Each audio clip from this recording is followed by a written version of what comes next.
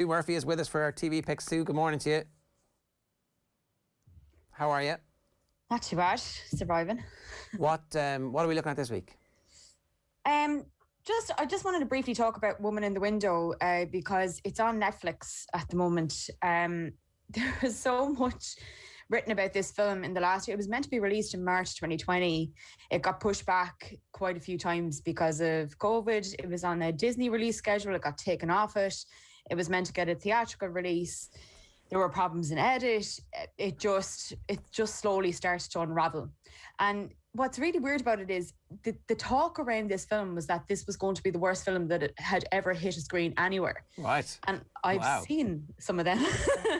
And I watched this, and I don't know if you hear so much in the media about a film that it's either brilliant, it's the greatest thing you've ever seen in your life, and you get to it and you're like, yeah, it's grand, or it's the worst film that's ever come out, and then you watch it and you're like, that wasn't so bad.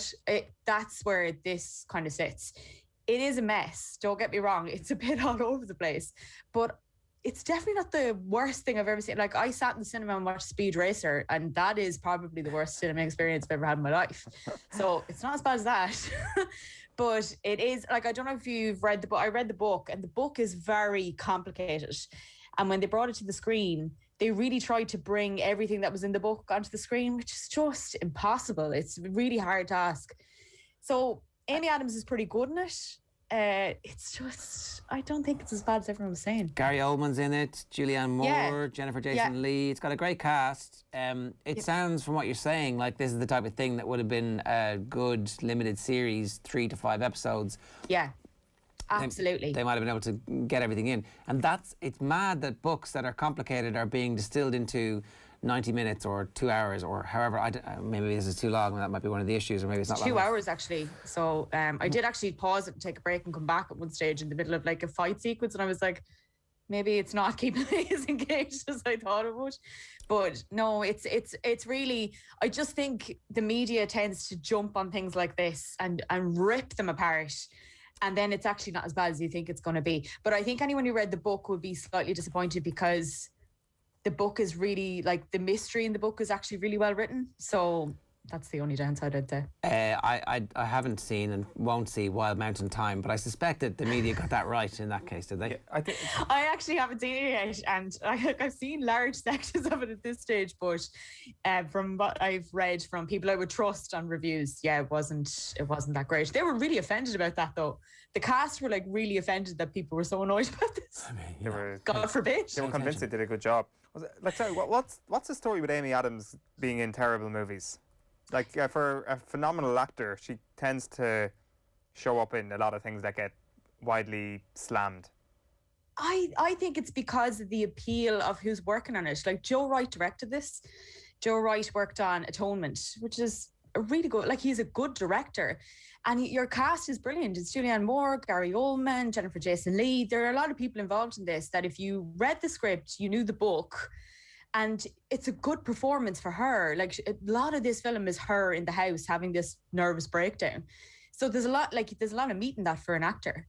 But it just didn't turn out. Like, this strikes me as something when they were shooting it, they mightn't have seen how bad it was getting until they got into an edit suite and went, oh my God, how are we going to piece this all together? Because it's just, that's the problem with it. It's a mess. I liked Sharp Objects. I kind of thought the end was a bit of a whip crack. I loved the end. I mean, you can never go back to it, though. That's the thing with stuff like that. So it's just, and look, a lot of people don't ever want to go back to stuff. So it didn't live with me for very long, I would say. I don't know, what are the bad movies you're talking about, Owen, that she's been in? Was it Leap Year, Leap Day? Was that the name of the movie? Like, I mean, that is the Wild Mountain Thyme prequel. Like, there has to be some sort of theory out there that links the two of them, and they're actually the same movie. To be quite honest with you, it's just absolutely horrific. I'm actually looking at it. Her worst rated movie ever, I haven't seen this, is Serving Sarah, which has a 4% score on Rotten Tomatoes. Have you seen it? No, I haven't seen it. 4%? The Wedding Day 2005, 11%. And she plays the voice of Polly, an underdog, which I have seen, and it is awful. Even as a child when you're watching that, although I was probably a teenager actually. Well, like, I mean, that's what I'm saying is that she's been in excellent movies, and then in the middle of all these excellent movies, she tends to show up in something that's absolutely horrific, which is no fault of her own. I wonder, is it maybe the agent or... I mean, it kind of is. You're responsible for your own choices there, you know? Yeah. But she's a great actress. I think she's just enticed by the people working on it and the scripts, and it looks good. And then you're in the process and you're like, oh God, this is going to be terrible. Like, everything about this should have worked. It just didn't. Halston on Netflix is the next thing we're talking about. Yeah, I'm slightly obsessed with this. I don't know if it's going to be everyone's cup of tea. It's 5 episodes. Ewan McGregor stars as Halston, who's the American fashion designer, 70s and 80s. Had a kind of a complicated life. I love watching these things because, you know, when somebody's putting a business together and they're just like, yeah, I don't have any money, but I'll figure it out. And you're just like, how do you do that? How is that possible? And this guy just builds an empire out of nothing. I mean, he was basically bankrupt at the start. And he knew where to hit in New York society, like who he had to get his dresses on, who he had to get his coats on, how he was going to build his empire. And he's a visionary. It's just really it's a really interesting look at Halston. There is a part of this that I think will only be interesting to people who are into fashion and design and that. But there are really good performances in it as well. Like, Ewan McGregor is practically in every single scene in this, and he's really, really good. Like, the accent he puts on, his costumes, how he really embodies Halston. I think it's kind of I'll go straight on to the next episode, and I'll watch the next episode. I'm on the 3rd now already, and I didn't even realise I was on the 3rd. I was like, oh no, I want to see what happens. So this is a biopic, true story of a guy who lived and died and made lots of money, I presume? Tons of money, but then lost a lot of that money as well. So they get to that, and he just, like, there's a few times in the first couple of episodes where he's like, I'm not good at numbers, I just like design dresses. And he really isn't. Like, he's not just saying that. He goes, you know, somebody at one stage says, you really have to stop buying orchids, and he's like, they inspire me, they help me design. And he just has no idea how to look after money, and they really get that across. But an amazing designer, but a great story. Like, Ewan McGregor was absolutely loving playing this character. Okay, the other thing you wanted to talk about was Back to Barrytown. Yeah, it's just, I watched this on Sunday and it's on the RTE player as well. The first episode was The Commitments, and The Snapper is the next one, and The Van will be the last one. And it's a really nice, nostalgic look. Like, I don't think you're going to learn a massive amount from these. I think they're so part of, particularly Dublin society, but also Irish. Like, it's just so Irish. And Roddy Doyle and Colm Meaney sit in a pub drinking Guinness with the videotapes watching this for the first episode, and it's actually just a really nice look at the films. So it's Gogglebox except with Colm Meaney and Roddy Doyle. Exactly, and they're just talking about their experiences. Now, there are a few, like, it's kind of like, why isn't Andrew Strong in this? Who was the lead singer in The Commitments? There was Alan Parker was the director who came on board. Glenn Hansard wasn't very fond of him and says a couple of things that aren't that nice. Roddy Doyle was left off a credit for the script, even though he'd written all the characters and written most of the script, but they got someone in to polish it up and suddenly he's out. So you're kind of like, oh, it's not as amazing as I thought this was going to be. This is a kind of a bad experience for a couple of people involved. So they are quite honest about it. But then they were the actors were all pissed off that they were left off the Late Late Show on Friday night as well. Yeah. And I think there is why would you, especially when they're like, a lot of those are touring. They've been touring for years. They've played Vegas. They're a band. It doesn't make sense why you would leave them off. Like, Andrew Strong has only played with them once, but he played a reunion concert, so it didn't really make any sense. But no, this is just like, if you like, I think with The Snapper is one of those films that just comes out and you're just like, oh, I'll watch this from whatever point it's at. Colm Meaney is great in it, and he's a great narrator for this. The books are sensational. Everybody should just go back and reread the books again, because they are legitimately sensational. It's high art specific to Ireland, and we should be proud of that. What's old that you're watching at the moment? The Sinner?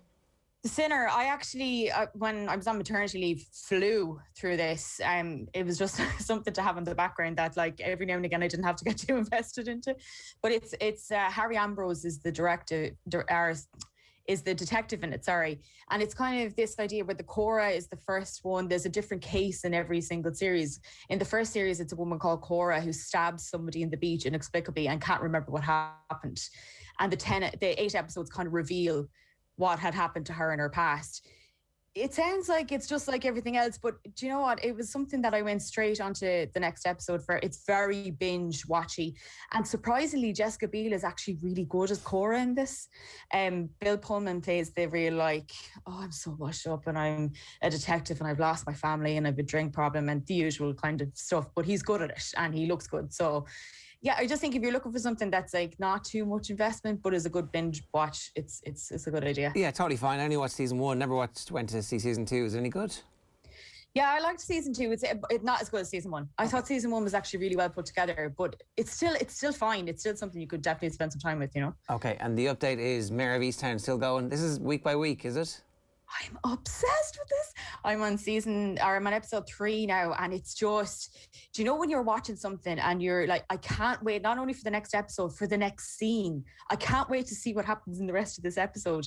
There's one scene in the second episode where Kate Winslet is explaining what happened to her son, and if it was in a film, she'd win an Oscar for it. It is incredible performance, and it's just, they really have invested in building out all the characters, and it was slowly tipping along for the first 2 episodes, and the end of the second episode, it just flies. It just starts to take off, and I'm devouring it. It's week by week release, on Sky, and it's so good. Grim, really grim. How many episodes? Good.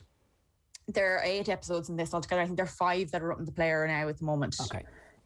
So another 3 weeks for those of us who might binge it to go. Well worth your time. Well worth your time. Oh, and have you got any updates? No, I really don't. I haven't even. I actually got to a stage where I watched half an episode of Married at First Sight a couple of weeks ago, and then I just stopped. And I did manage to watch a full episode of The Wire last week, but that's kind of where I'm at, where I'm getting through half episodes of things, and then other stuff pops up. And too much football. The country just shut down again, please. We'll stage an intervention, don't worry. Sue, good stuff. Thanks very much. Sue's picks are available on the otbsports.com website, and you can obviously get them every Thursday here on OTB AM.